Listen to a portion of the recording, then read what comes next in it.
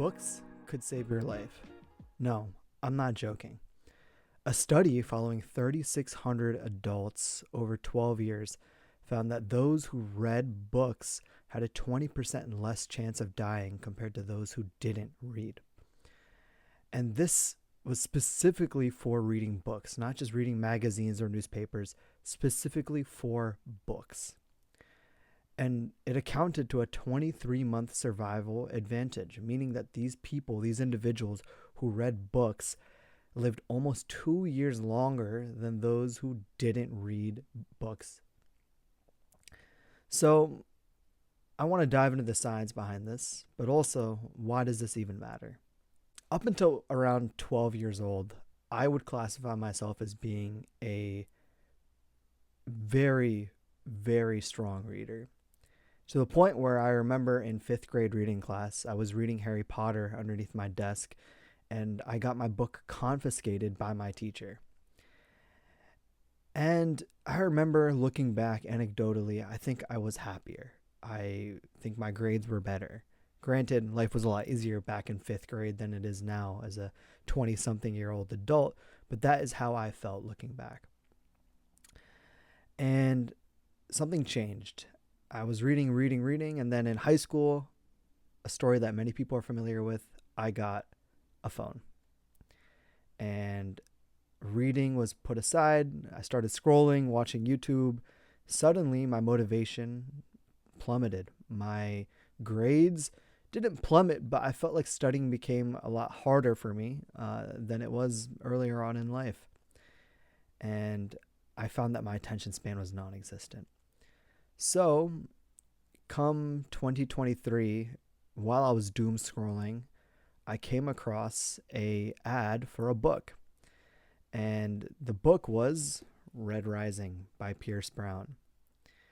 And I thought, you know what? To hell with it. I used to be a reader. Let me start reading again. So I picked this book up. And then I picked up another book. And I picked up another book.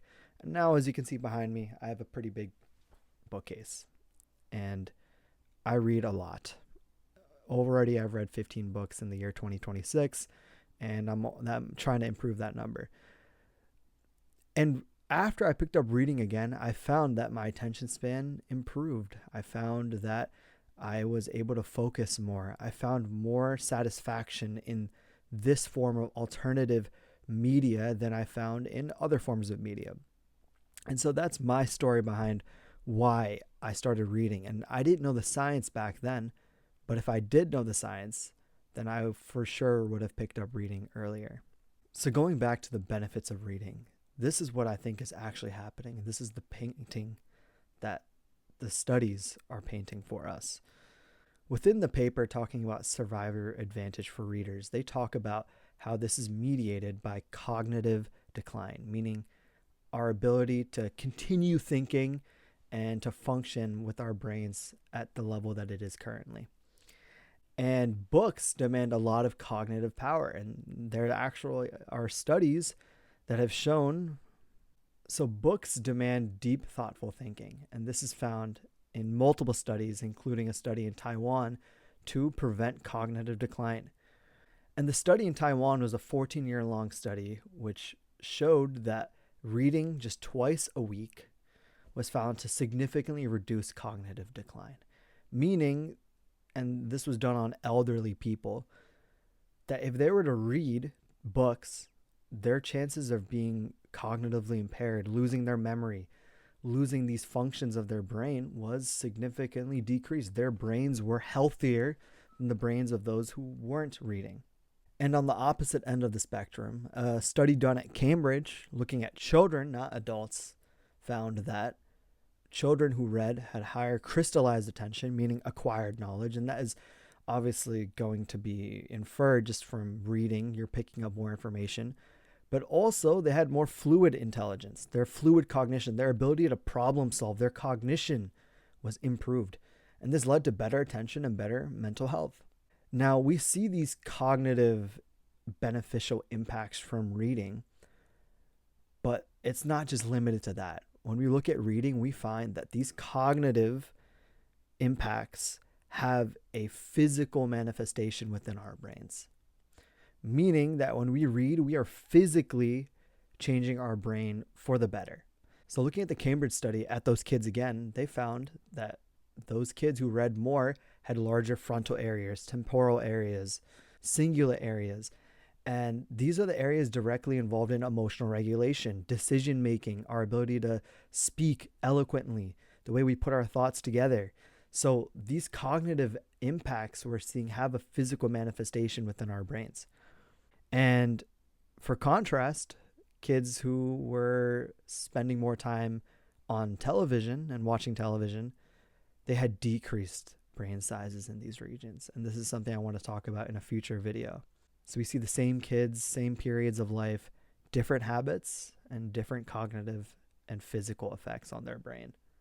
And this isn't an isolated finding. When we look at other studies looking at kids, they found that kids who read more had better cognition, better parahippocampal volume, better memory. Again, there's a physical and cognitive tie-in with reading that we are seeing.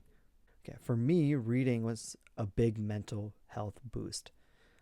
And when I was looking at the research, I found that the mental health boost and benefit I was feeling from reading was backed up in the paper. A randomized study of nearly 3,000 college students looked at those who read paper books, those who read online, those who used audiobooks, and they found that those who read specifically paperbacks or paper in-person books had way higher rates of mental health and less depression. And that was followed up by audiobooks, and then the other formats were secondary to that. These people had reduced anxiety, reduced depression. Their mental health was better based off of consuming literature. And what mediates this? Enjoyment for reading was the key mediator for this health benefit. Reading driven by interest was a much stronger predictor of greater mental health than reading because you felt like it was a duty. Meaning, you need to read what you enjoy. And reading what you enjoy is a great mediator for improving your mental health. And this was applicable to young people and adolescents, college students, all across the board.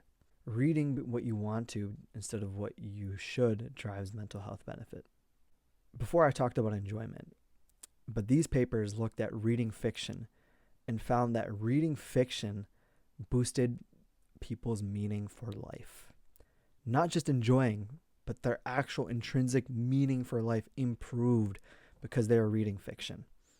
Researchers tied this in with the narrative identity theory, meaning whenever we are reading, we put ourselves in the perspective of the characters that we are reading. And in doing so, we tie in those morals and the life lessons that we can glean from these stories to our direct lives. Meaning, now when we're reading a character, reading a book, and we see a deep meaning in it, we see that same deep meaning in our lives. And we are more likely to have empathy and reflect on our lives because we read fiction, because of the narrative identity theory. Nobody has ever said that scrolling TikTok has given meaning to life. So, based on the evidence, what is the best way to read? If you want to read right now, how do you want to go about it? First, starting with what to read. Fiction is the most ideal in terms of increasing your meaning of life and increasing your happiness and your mental health. But reading anything that you want to read is the best step to take. So if you can, choose to read fiction, but if you enjoy other forms of reading, like I do with nonfiction as well, then pick up a book you want to read. How to read. You should be reading a hardcover book, like a book that you have in your physical hands. However, you could also use an audiobook, but the most preferred method for these mental health benefits and the cognitive benefits was found to be reading paper books. Now, the key question, how much should we be reading? And I have 3 tiers here, easy, medium, and hard. The easiest threshold and the easiest line that we should be trying to accomplish is reading twice a week, 30 minutes within those sessions, meaning we're reading an hour across the week. And this was used for the Taiwan study that combated cognitive decline. So this should be the floor. If you're trying to incorporate reading, try at this easiest level, twice a week, 30 minutes each session. Now, if you're feeling a little bit bold, you can try the medium level. The medium level was found in studies, and it was found to be around a chapter a day, meaning around 30 minutes of good reading every single day, which accounts to 3.5 hours a week. In hard mode, based off of one of the studies, found that you should be reading 12 hours a week, meaning almost just under 2 hours a day of reading or consuming literature to see the most impactful cognitive, physical, and mental benefits to your life. I would recommend start easy. When it comes to building a new habit, it's not something that comes overnight. For me, I started reading slowly, and now I don't listen to music. I don't listen to as many podcasts. When I want to even just have spare time, I incorporate audiobooks, and you can read a lot. But with any habit, you have to do it. And so I'd recommend starting easy and building your way up to it. This is where I want to be honest. Most of this evidence is observational, and it's based on correlations. We can't go and randomly assign 10,000 kids to read and 10,000 kids to not read and go back after 20 years and see if their brains are different. That's just not realistic when it comes to something that's a lifestyle modifier. That's something that you're doing for pleasure, something like reading. However, based off the science and based off these correlations and based off how I feel and how other people feel when they read, I can say reading improved my attention capabilities, my attention capacity. It improved my mental health.